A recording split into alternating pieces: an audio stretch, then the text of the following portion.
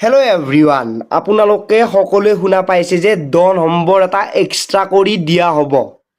সেই 10 নম্বৰটো কোনে পাব সেইটো আপোনালোকে চাগে ইতিমধ্যে শুনা পাইছে যে যাৰ ঘৰত চাকৰি নাই, মানে বিশেষকৈ যাৰ ঘৰত এতিয়ালৈকে চাকৰি পোৱা নাই বা চাকৰি নাই বা পেৰেণ্টছে চাকৰি নকৰে, তেনেকুৱা মানুহক 10 নম্বৰ এটা দিয়া হ'ব। সেই কথাটো শুনা পাইছে। তাৰে মতামত আপোনালোকে কি কমেণ্টত নিজে জনাব।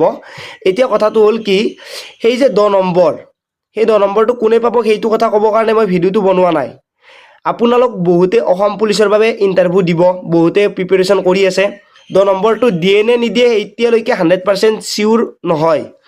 মানে এইটো পিছত গম পোৱা যাব যে দিছে নে নাই, বা আপডেট দিলে গম পোৱা যাব যে এই 10 নম্বৰটো দিবই। এতিয়া কথাটো হ'ল কি, 10 নম্বৰটো যোনে পায় পাব আৰু যোনে নাপায় নাপায়।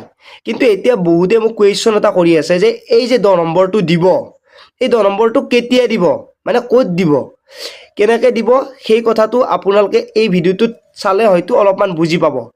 মানে চাব, কিছুমান পৰীক্ষাত ডাইৰেক্ট ৰিটিন টেষ্ট হয়, কিছুমানত আগতে ফিজিকেল টেষ্ট হয়। মানে যদি আপোনালোকে ADARত এই নাম্বাৰটো পায়, তেতিয়াহ'লে ফাইনেল মেৰিট লিষ্টত আপোনালোকে নাম্বাৰটো পাব। সেই নাম্বাৰটো আপোনালোকক সহায় কৰিব। আৰু এতিয়া পুলিচৰ ক্ষেত্ৰত এই ভিডিঅ'টো যিহেতু বনাইছোঁ, পুলিচত চবচে ইম্পৰ্টেণ্ট হ'ল ফিজিকেল।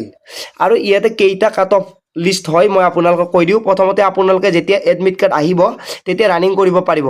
ৰানিং কৰাৰ পিছত আপোনালোকৰ ৰিজাল্ট দিয়াৰ লগে লগে তাতে এটা কাট অফ আহিব যে আপোনালোকে ৰিটেন টেষ্ট দিব পালে নে নাই। যদি ৰিটেন টেষ্ট দিব পালে, তেতিয়াহ'লে আপোনালোকৰ ৰিজাল্ট দিলে, ৰিজাল্টত যদি আপোনালোকে পাছ কৰিছে তেতিয়াও এটা কাট অফ আহিব। সেই কাট অফটোৰ ভিতৰত যদি আছে, তেতিয়াহে আপোনালোকে কি কৰিব পাৰিব, ভাইবা টেষ্ট দিব পাৰিব।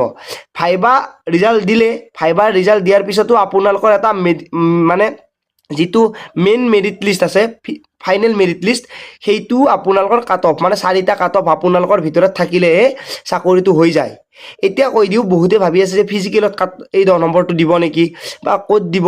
ফিজিকেলত 10 নম্বৰটো দিলে কেতিয়াও নাখাতে, সেইটো মোৰ মতামত। আৰু ফিজিকেলত 10 নম্বৰটো নিদিয়েও, কাৰণ ফিজিকেলত 10 নম্বৰ দিয়াৰ লগে লগে বহুত বেলেগ প্ৰব্লেম আহি যাব। আৰু এইটো জানাখিনিয়ে ক'ব যে এইটো আমিও জানো, আপোনালোকৰ কাৰণে ভিডিঅ'টো বনোৱা নাই, যিখিনি সুধি আছে তেওঁলোকৰ কাৰণে বনাইছোঁ।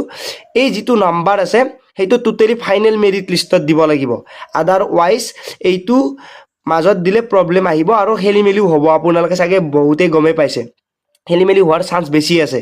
কাৰণ কি, ফিজিকেল টেষ্টটো এটা বেলেগ মাধ্যমত হয়। ফিজিকেল টেষ্টটো আপোনালোকে কিমান কষ্ট কৰিছে, কেনেকৈ কৰিছে, সেইটো এটা আপোনালোকৰ তাতে টেষ্ট লোৱা হ'ব।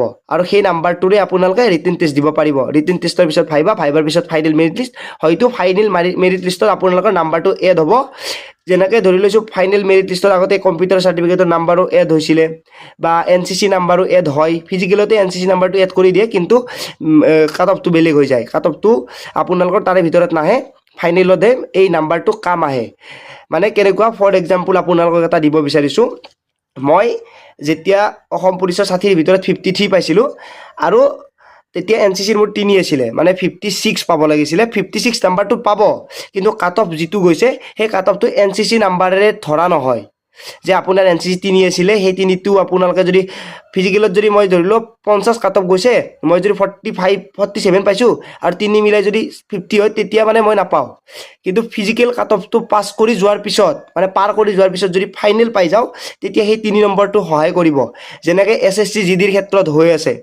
SSC GDটো তেনেকুৱা, যিটো নাম্বাৰ আপোনালোকে NCC পাব সেইটো ফাইনেলৰ কাৰণে বহুত বেছি লাভ।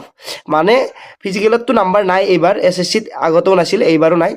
কেৱল ৰিটেন টেষ্টৰ নাম্বাৰটো বা নৰ্মেলাইজেশ্যন নাম্বাৰটো আপোনালোকৰ ইনক্ৰিজ হ'ব পাৰে, ডিক্ৰিজো হ'ব পাৰে। আৰু NCC নাম্বাৰটো এড হ'ব, আৰু সেই নাম্বাৰটোৱে আপোনালোকৰ পিছলৈকে সহায় কৰিব। তেনেকুৱাকৈ হ'ব ফাইনেল মেৰিট লিষ্ট বা ফাইনেল এক্সামৰ ৰিজাল্টত আপোনালোকৰ এই নাম্বাৰটো এড হোৱাৰ চান্স আছে। আৰু দিয়ে নে নিদিয়ে সেইটো কিন্তু কনফাৰ্ম মই নহয়, আপডেট আহিলেহে গম পাম। ভিডিঅ'টো সকলোকে শ্বেয়াৰ কৰি দিব নাপাহৰিব। আজিলৈ মানে পুনৰ লগ পোৱাৰ আশাৰে মই জিতুমণি, জয় আই অসম।